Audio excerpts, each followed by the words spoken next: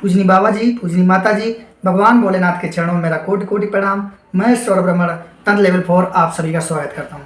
आज की वीडियो में हम लोग बात करेंगे कर्म और भोग का सिद्धांत कितना कठिन है।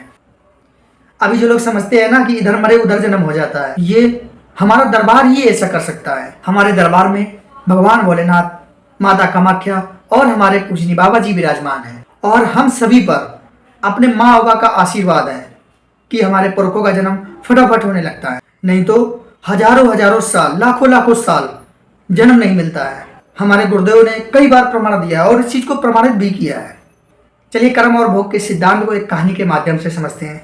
आप लोगों ने तो सुना ही होगा कि जय और विजय भगवान विष्णु के पहरेदार थे और वो पहरा दे रहे थे। तभी वहां सनकादि ऋषि पधारे। जब सनकादि ऋषि अंदर जाने लगे तो जो पहरेदार थे जय और विजय, तो उन्होंने सनकादि ऋषि को द्वार पर ही रोक दिया और उन्होंने कहा कि आप अंदर नहीं जा सकते, प्रभु विश्राम कर रहे हैं। तो ऋषि देव ने उन पहरेदारों से 3-4 बार कहा कि आप मुझे अंदर जाने दीजिए, लेकिन उन्होंने अंदर नहीं जाने दिया। तो सनकादि ऋषि ने उन पहरेदारों को श्राप दे दिया। उन्होंने कहा कि आप मुझे जाने से रोक रहे हो, मैं तुम्हें श्राप देता हूँ कि तुम आज के बाद से पृथ्वी पर वास करोगे, वहीं तुम्हारा जन्म होगा। तो जय और विजय ऋषि देवता के सामने बहुत ही रोए गिड़गिड़ाए।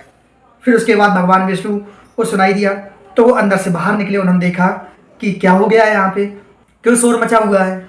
तो विष्णु देव ने सनकादि ऋषि के सामने हाथ जोड़े और उनसे कहा कि ये तो नादान है, लेकिन प्रभु कृपा करो इन पर थोड़ी।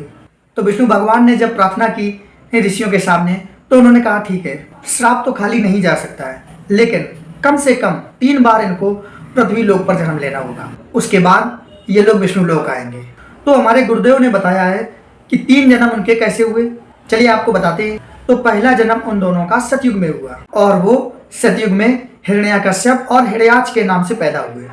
लेकिन यहीं पर श्राप मिलने के बाद उन दोनों जय और विजय ने भगवान विष्णु से प्रार्थना कर ली थी कि मुझे एक वरदान बस दे दीजिए कि हम जब भी मुक्ति पाएं तो आपके हाथों से ही मुक्ति पाएं और हर जन्म में मुक्ति के समय आप ही के दर्शन हो, ऐसा मुझे वरदान दे दीजिए। तो भगवान विष्णु ने अपने पहरेदारों को, जो जय विजय थे, उनको आशीर्वाद दे दिया। तो पहले जन्म में जब वो हिरण्याकश्यप और हिरण्याक्ष के रूप में जन्म लेते हैं, तो आप भी जानते हैं कि भगवान विष्णु का जो नरसिंह अवतार है, तो इन दोनों का वध भगवान विष्णु ने अपने नरसिंह अवतार में किया। फिर उसके बाद अगला युग आया त्रेता युग, और त्रेता युग में यही जय और विजय रावण और कुंभकर्ण के रूप में पैदा हुए। तो मारा किसने?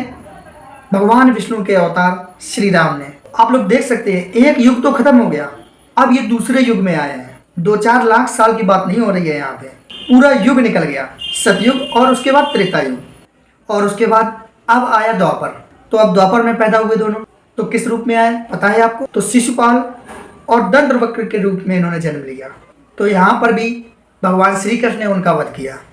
भगवान श्री कृष्ण भी विष्णु अवतार थे। तो इस तरह आप लोग देख सकते हैं कि कर्म भोग का सिद्धांत कितना कठिन है।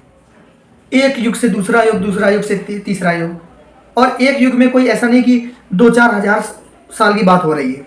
आप लोग देख सकते हैं पूरा युग बीतता चला गया। तो कितना कर्म भोग का सिद्धांत कठिन है। इसीलिए आप लोगों से कहा जाता है कि दरबार की प्रक्रिया कीजिए। दरबार की प्रक्रिया करेंगे तो आपके पूर्वज मुक्त होंगे, और पूर्वज की मुक्ति होगी तो पता नहीं कितने हजारों साल से, कितने दिन से हमारे पूर्वज अभी भी बने हुए हैं, उनको मुक्ति नहीं मिली है, तो वो अपने नए जन्म में पहुंच पाएंगे। तो ये था हमारा कर्म भोग का सिद्धांत। अगर आप लोगों को वीडियो अच्छा लगा हो तो वीडियो को लाइक करें, चैनल को सब्सक्राइब करें, और ये ऐसे इन्फॉर्मेटिव वीडियो जो हमारे गुरुदेव के मुख से निकले हुए कुछ अनमोल वचन है, कुछ हमारे गुरुदेव के मुख से निकली हुई वाणी है, वो आप सभी के समझ प्रस्तुत करता रहूँगा। तो मिलते हैं अगले वीडियो में। सभी को जय माँ बाबा की। हरिहर।